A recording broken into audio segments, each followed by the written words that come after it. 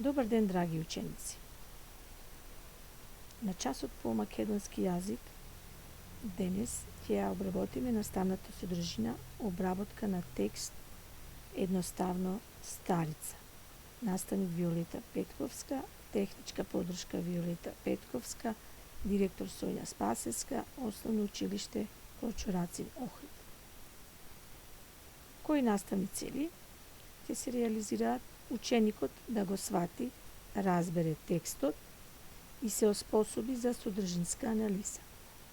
Развивање на позитивни особини на карактерот, помагање, хуманост, брзина, добрина, развивање навики за почит и помагање на постари лица.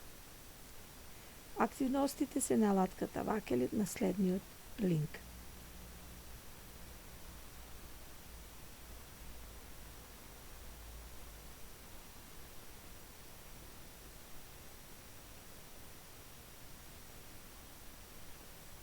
На најпрви на илустрацијата гледаме баба и дедо со своите членови од семејството.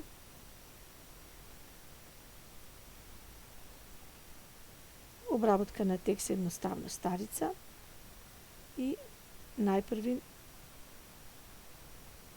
опиши ја твојата баба. За секој од нас бабата е најмудра, најпаметна, најдобра, најмногу ни помага и е секогаш многу блиска со своите внуци. Во продолжение ќе ви го прочитам текстот едноставно Старица, вие внимателно ќе ме следите. Едноставно Старица. По улицата чекореа момче и девојче. Пред нив одеше Старица. Имаше кала. Старицата се лизна и падна. Придржи ми ги книгите, викна момчето. Својата чанта му ја подаде на девојчето и се стрча да ја помогне на старицата. Кога се врати, девојчето го праша.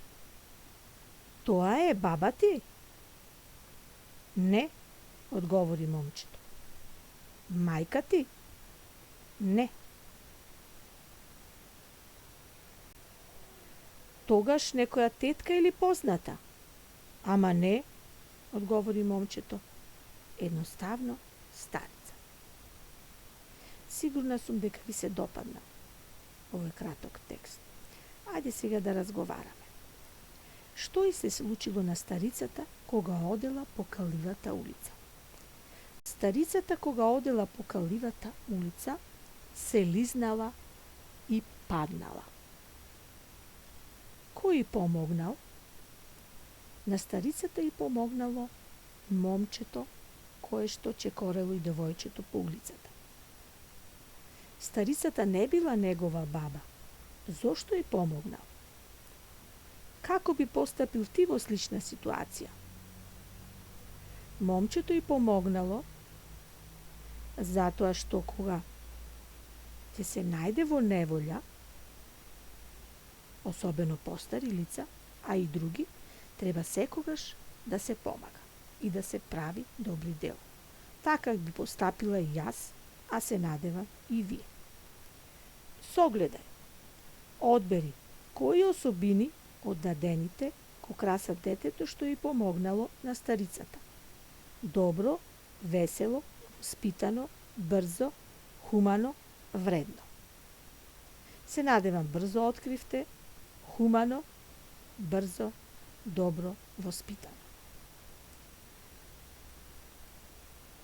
Заклучи. Забележа дека во оваа литературна творба писателката ви раскажува за една случка од животот. Како се вика ваквата куса творба?